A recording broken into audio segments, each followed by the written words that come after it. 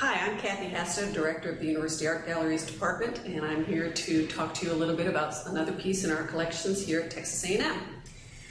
The artist I'm going to be focusing on today is Harold Osman Kelly, or as he's known, H.O. Kelly, or even Cowboy Kelly, although he never really liked to be called Cowboy Kelly. He preferred H.O. or just plain Kelly.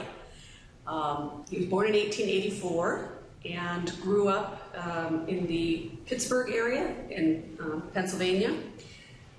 He never really wanted to follow a career in the railroads, which was the big thing then, and wanted to become a cowboy. So when he was, I believe, 13 years old, he ran away from home and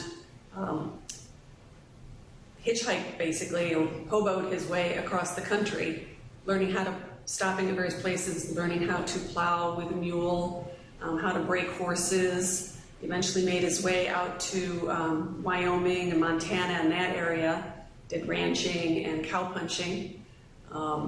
If you look at a picture of him, and here's one.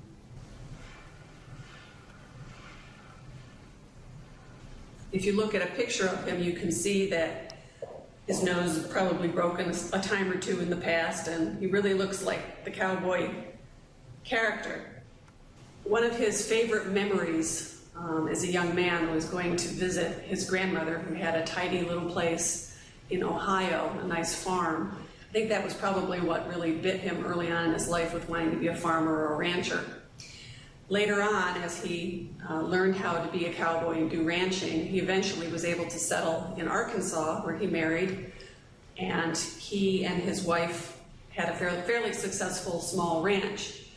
He always had itchy feet, though. The grass was always going to be greener someplace else, and so he eventually decided to move to North Texas. They had a little place, what's now part of the XIT Ranch.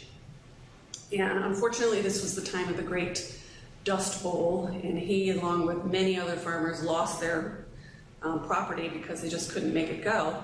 He eventually moved with his wife to South Texas, where he settled, and even though he was able to have a horse or two and a mule, he really wasn't able to make a living, and he didn't know how to do anything else. His wife was supporting him, and that really bothered him because he'd grown up with the man having to support the family.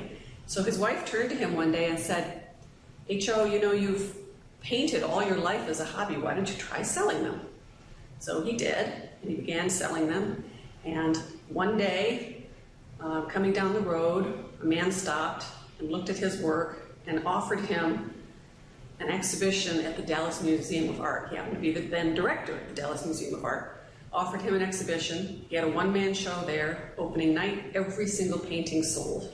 And that was the start of his career. This was 1950. Unfortunately for Cowboy Kelly, he was only able to enjoy about 5 years of fame as he died in 1955.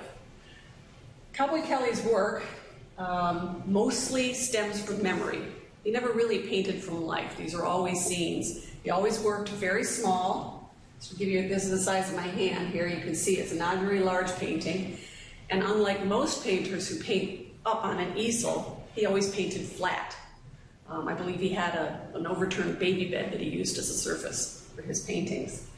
His style is very naive, much like Grandma Moses, although unlike Grandma Moses, he does have some sense of perspective in his paintings. He always included animals. He loved animals, horses, cows, chickens, sheep, everything. All of his paintings have animals in them. And he would have been able to tell you the name of every horse and every cow and every sheep in his paintings. His early pieces, he did idealized scenes based on his memories of his grandmother's property. So you have the nice picket fence here, a white picket fence, and the tidy farm, and the nice clean barn. And later pieces, he focused on scenes of ordinary country life. He did ranching scenes, he did village scenes, and we'll see as we move through. This painting is called October, First Monday, and it celebrates the first Monday in October where all the villagers would get together to sell their produce, their chickens, their eggs, whatever they had. It was kind of a festive atmosphere, and you can see the amount of detail that Kelly has put into this painting. he would have known every person in this painting, from the little boy with the goats, to the man carrying the pig, to even, if you look closely, you can see somebody leaning out the window in this house up here. Again, a very slight idea of perspective, although he does have some people in the far background smaller than that in the foreground, the size doesn't always match. Okay. This is again another typical Cowboy Kelly painting. Very small, it's about 8 inches by maybe 20 inches, called Hilltop Dance Hall. He never dated his paintings, but we know this is around 1950 when he did this. One of the things that should be pointed out on this painting is the color of the blue sky. He always used a particular color of blue that came to be known as Kelly blue in all of his paintings.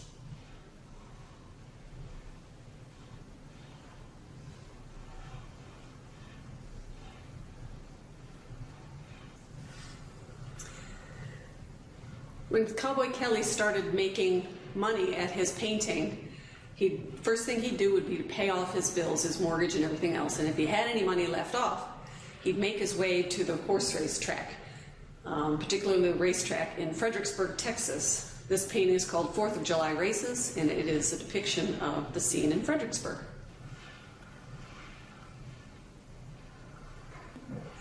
Texas A&M University owns 9 Cowboy Kelly paintings, which is a pretty good sized collection of his work. Cowboy Kelly liked to paint images from his memory and almost never took commissions for his work. This is one of the few pieces that he did on commission for the banker Rudolph Johnson, and it is a picture of an oil field location that he wanted documented.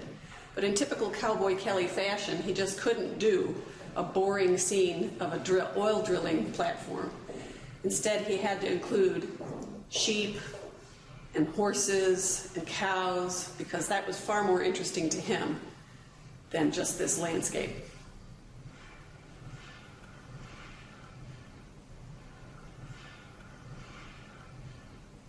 For more information about the fascinating life of Cowboy Kelly, I highly recommend this book, Kelly Blue, printed by the Texas A&M University Press and written by William Weber Johnson, who also happened to be the donor of several of the Cowboy Kelly paintings owned by Texas A&M University. It's a great book about a fascinating man.